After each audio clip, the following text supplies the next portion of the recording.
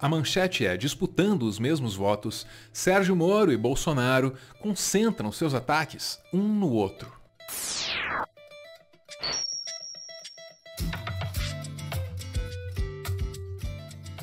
Nesse exato momento, a prioridade do Bolsonaro é combater não o Lula, mas o Sérgio Moro. Como é que dá pra saber disso? É só ouvir aí o que o Bolsonaro anda dizendo nos últimos dias. Mas esse cara tá mentindo descaradamente. O cara quer ser candidato, é um direito dele.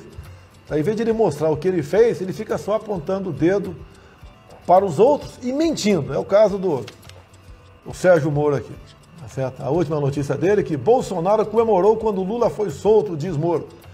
E o vídeo ele fala, ouvi dizer, é um papel de palhaço, né? Um cara sem caráter. Ouvi dizer, está se comportando como jornalista da Folha ou do antagonista, ao qual ele sempre colaborou. E do lado do Sérgio Moro vale a mesmíssima coisa. Ele sabe qual é o eleitorado dele, ele sabe com quem ele disputa votos para chegar no segundo turno e ele sabe o que ele tem que dizer. Olha lá, Moro ironiza Bolsonaro por aliança com o Centrão. Política como ela é.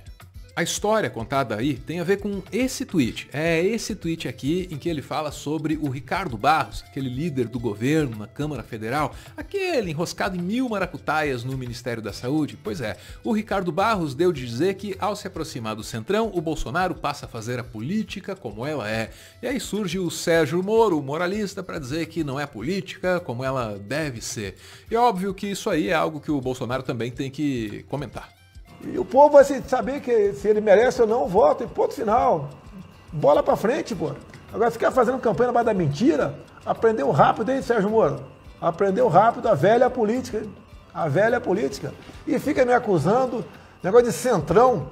Eu não sabia que, dos partidos que eu integrei o governo, não sabia disso, tá? Agora, o tal do centrão, que é o nome pejorativo, são quase 300 deputados. Para aprovar qualquer coisa, você precisa de deputados desses partidos, né, que são rotulados pela mídia como centrão. É o que a gente sempre diz aqui, quando os interesses mudam, as pessoas mudam. O Bolsonaro agora deu de achar feia até mesmo a Lava Jato, aquela operação que tirou o Lula das eleições de 2018, abrindo espaço para que o próprio Bolsonaro virasse presidente da República e o Moro ministro da Justiça. Agora, quando estourou aquele caso do Vaza Jato, aquelas trocas de mensagem de zap com os procuradores da Lava Jato, tá? O que eu fiz com eles? Para não ter dúvida aqui. Dia 11 de junho, tá? Foi logo depois que estourou a Lava Jato. Para fortalecer, que estava abatido, ele aqui reclamou, né? O Delanhol não apagava mensagens, eu apagava. Tá? Então, no dia 11 de junho, eu fui com ele aqui num evento da Marinha, prestigiando o Moro, porque ele estava muito abatido na questão do Lava Jato. Eu tive acesso a muita coisa que ia acontecer lá. Vergonhosas trocas de informações, que eu tive conhecimento depois. Ah, tá, ele teve conhecimento depois. Então tá bom, mas falando sério, né? Pode ter certeza, na disputa entre esses dois caras aí, a gente vai ouvir duas versões muito distintas para a saída do Sérgio Moro do governo Bolsonaro. É que o Moro usou aquele momento para enaltecer a própria imagem, né? De maneira muito esperta, aliás, lembra? Bolsonaro queria uma ajudinha dele para domesticar a Polícia Federal, salvar a pele dos filhos. Aí muita gente apareceu para dizer que o Sérgio Moro deveria ficar, deveria demonstrar lealdade ao Bolsonaro, e o Moro aproveitou para mandar uma mensagem no Zap, não estou à venda, coisa que ele fez questão de vazar para a imprensa, e a imprensa, claro, fez questão de publicar. E essa aí é a versão do Moro, né? Ele saiu do governo porque o governo não prestava, coisa que ele só descobriu depois. Tá? Saiu do governo pela porta dos fundos, tá? Traindo a gente, querendo trocar o chefe da Polícia Federal, o diretor-geral da Polícia Federal, com a sua indicação para o Supremo. Você me indica para o Supremo e daí você troca o diretor-geral. O diretor-geral está em lei, a atribuição é minha a trocar, não é nem o ministro. Mas mesmo assim deixei nomear o senhor Valeixo lá. Entendeu? A versão do Bolsonaro é diferente. Segundo o Bolsonaro, Moro é chantagista. Segundo o Moro, Bolsonaro é corrupto. E os dois devem estar certos. Mas vamos ao que interessa aqui. Quem é que leva melhor nessa conversa? Governistas descartam Moro à frente de Bolsonaro nas pesquisas e vem teto para ex-juiz. É o painel, é da Folha de São Paulo, vamos para o texto para saber que os bolsonaristas andam medindo o avanço do Sérgio Moro com pesquisas. Olha lá, as pesquisas internas, dizem os aliados do Bolsonaro, mostram Moro com um teto de 15%, do qual ele só passaria se o Bolsonaro derretesse com a intensificação da crise. Para eles, o presidente tem um núcleo de apoio de 25%, que não se mexerá.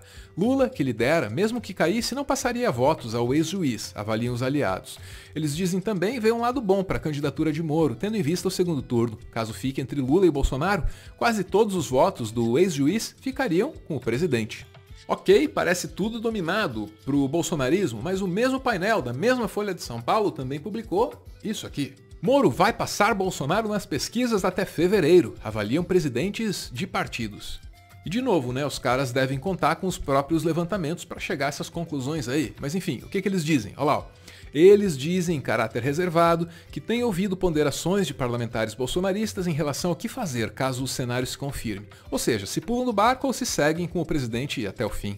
Bolsonaro tem dado sinais claros de que se vê afetado pelo crescimento de Moro. No ato de filiação ao PL, Flávio Bolsonaro se referiu a ele como traidor.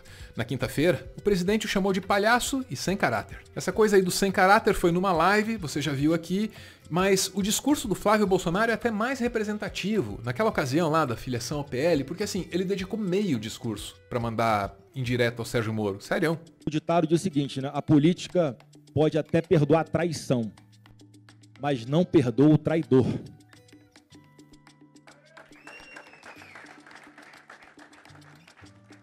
E traidor é aquele que humilha uma mulher, que expõe publicamente uma pessoa pensando no poder porque o convidou para ser o seu padrinho de casamento, Paulo.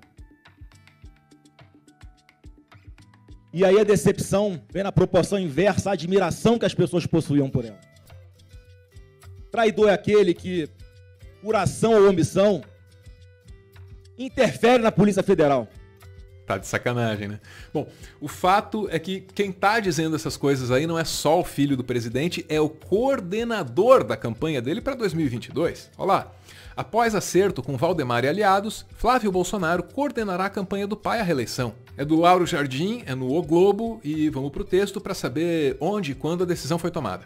Fora da agenda, o Bolsonaro recebeu para uma reunião no Palácio do Planalto na quarta-feira passada seu mais novo correligionário, o Valdemar Costa Neto, além de Marcos Pereira, do Republicanos, e os ministros Onyx Lorenzoni e Ciro Nogueira, uma espécie de reunião de cúpula do Centrão. Pois muito bem, a campanha coordenada pelo Flávio, ela vai contar com 10 minutos na televisão, 10 minutos rachadinhos da seguinte forma: 5 naquele blocão lá do horário eleitoral gratuito e outros 5 em inserções ao longo do dia na TV aberta. Não tá ruim, se você lembrar que esses caras tinham só 8 segundos em 2018. Ah, eles tinham 8 segundos e não tinham a máquina do governo federal, que não tenha dúvida, eles vão usar sem nenhum pudor. Nova arma do governo, por meio da Caixa, pela reeleição de Bolsonaro. Impacto sobre 20 milhões de pessoas. Pô, mas é tudo Lauro Jardim aqui, é o canal do Lauro Jardim? Pro texto. O Palácio do Planalto lança ainda neste mês mais uma arma poderosa para a campanha de reeleição de Jair Bolsonaro, um novo e encorpado plano de concessão de microcrédito com nada modesto objetivo de alcançar até 20 milhões de pessoas. A Caixa será o veículo do governo nessa operação, que alcançará sobretudo os negativados, algo fundamental no país em recessão, em que a massa de brasileiros no vermelho é superlativa. Imagina aí, 20 milhões de pessoas podendo pegar até 4 mil reais emprestados na Caixa Econômica Federal. Isso deve ter algum impacto eleitoral, né? Por outro lado, o Moro tem o apoio quase que irrestrito da mídia hegemônica. Um assunto do qual nós não falaremos aqui por razão de já fizemos. Tem vídeo sobre isso, você pode ver, mas só se você quiser. Vamos para o que interessa, né? Tudo isso é sobre a busca de uma vaga para o segundo turno. Aí você chega no segundo turno e vale a velha máxima. Ah, esta é uma nova eleição. E pior que é, né? Quando um cara desses chega lá, o que acontece? Olha lá. Atlas, Lula amplia a vantagem e Moro vai a terceiro lugar, tirando votos de Dória, Bolsonaro e Ciro. Muito bem, nessa pesquisa do Atlas, a gente vai ter uma noção de como andaria o segundo turno se ele fosse acontecer agora, né? Mas a primeira coisa aqui é perceber que a distância entre o Sérgio Moro e o Bolsonaro, ela ainda é muito grande, hein? O Moro tem 13%, eu disse 13% das intenções de voto nesse momento. O Bolsonaro tem 31%. Beleza que o Moro entrou agora, mas ainda assim, a distância é muito grande, né? Mas vamos lá, segundo turno, vai.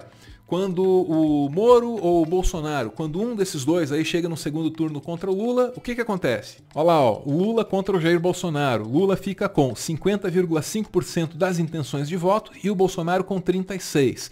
Aí, brancos, nulos e indecisos, 13,5%. Segundo cenário, Lula contra Sérgio Moro. O Lula fica com 46,4% das intenções de voto. Já o Sérgio Moro fica com 29,2%. Indecisos, nulos, brancos, 24,4%. Numa boa, hein? Tão importante quanto as intenções de voto que cada um tem nesse momento são os brancos, os nulos e os indecisos. Essa é a galera da escolha muito difícil. E eu lamento informar, mas seu futuro pode estar nas mãos deles. Para continuar fazendo conteúdo e, quem sabe, expandir o projeto, o Meteoro depende de contribuições. A chave Pix do canal é essa aí, pixmeteoro@gmail.com. Você pode ajudar, mas claro, só se você quiser. Muito obrigada por ver esse vídeo até o final.